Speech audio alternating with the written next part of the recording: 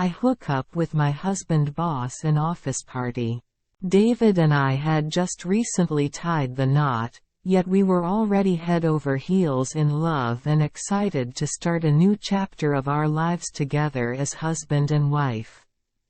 David had been working for a marketing company. He developed close relationships with his colleagues. Due to the fact that we eloped in Vegas, David's co-workers were looking forward to the annual dinner so that they could finally meet me. Now that the much-anticipated annual workplace party has arrived, I dressed in a black shimmery dress and boosted myself with a sparkling grin. I also wanted to make a good impression on David. When I got ready, David held my hand and whispered, "My love, I just know everyone you meet tonight is going to fall in love with you. They will be enthralled by you just as much as I am." I felt overwhelmed with a mix of excitement and worry. As we made our way to the beautiful venue, the air was filled with the sounds of laughter and conversation. David took me by the hand and walked me through the crowd, during which he introduced me to his co-workers and acquaintances, all of whom greeted me with a friendly smile. They were overjoyed to finally meet the woman who held David's heart in her hands. My friendly demeanor made it easy for me to strike up talks with complete strangers, which helped put everyone at ease. I noticed a pair of eyes looking at me. At first, I thought I must have misunderstood what I saw, but after a few moments, I became convinced that someone was ogling me. However, despite the fact that his eyes were fixed on me, I did not experience any discomfort as a result of his observation. When I eventually turned around after about an hour and glanced at that man again, he was smiling at me. At first, I thought it was an illusion because everyone in this place knows that I am David's wife, and he was giving me a suspicious smile. I felt bad interrupting David when he was talking to his buddies, so I excused myself and went to the bar to have a drink. I was standing at the bar waiting for my drink when I felt someone standing very behind me. At first, I assumed it was David, but when I turned around, I saw the same eyes that had been staring at me for a long time now standing extremely near to me.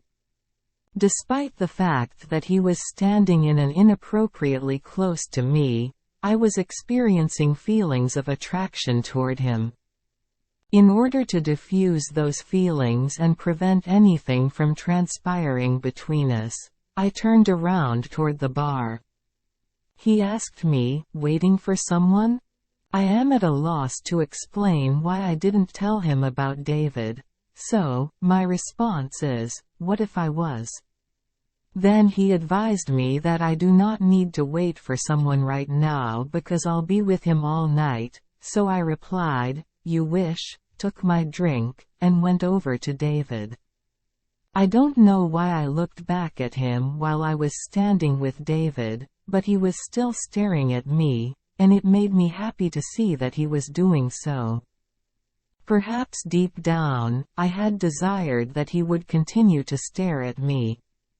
After a few moments, I once more excused myself from David and went to the ladies' room because I wanted to wash my face to get over my attraction to a complete stranger. Or perhaps I wanted to be alone again so that he might approach me. In any case, I wanted to get away from David so that he could talk to me. I had just finished washing my face, and when I opened my eyes to look in the mirror, it was exactly what I had secretly hoped would happen. I got scared when I saw him standing behind me in the mirror, and in response, I sort of jumped and pressed my face on his chest at the same time. My heartbeat synchronized with his, and I became high off of that sensation until he finally cleared his throat. I came back from the feelings of levitation and stared at him. He was so close to me that I could feel his breathing on my forehead. Before I could say or do anything, his lips crashed on mine, and instead of shoving him away or doing anything else, I kissed him back with more intensity. I was lost in the moment as we were having a long and passionate kiss when all of a sudden I became distracted by the sound of running water. I pushed him away and rushed out of the ladies, in a fuss. When I spotted David, he was standing outside the ladies' room. I raced up to him as soon as I could and gave him an extremely tight hug. He seemed perplexed and asked me what had happened, so I said that I was feeling nervous, and in response, he suggested that we head home earlier than planned. I didn't want him to be missing for his party because of me, so I told him that I'm fine now and that all I need to do is take a seat for a while. David took my arm as we headed towards the sitting area, where that man was seated on a sofa. David introduced us to one another, after which I learned that the man is David's boss, Mr. Langford, and he learned that I am David's wife and my name is Rachel.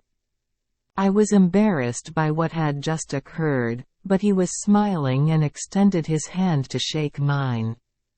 I shook his hand cautiously, and then I excused myself from the conversation and sat on another sofa. After a while, I requested David leave for home, and he gave me instructions to go to the parking lot, telling me that he would meet me there after a few minutes because he needed to say goodbye to everyone first. I went to the parking lot and started waiting for David there. After a few minutes, I phoned him. He asked me to go back to a party because he had to attend to some business. I was going to go to the party again, but someone grabbed me into the darkness, pushed me into the corner, and covered my mouth. I was trying to fight him off, so he turned on his phone and said, "Rachel, just tell me you don't like it in there, and I'll leave you."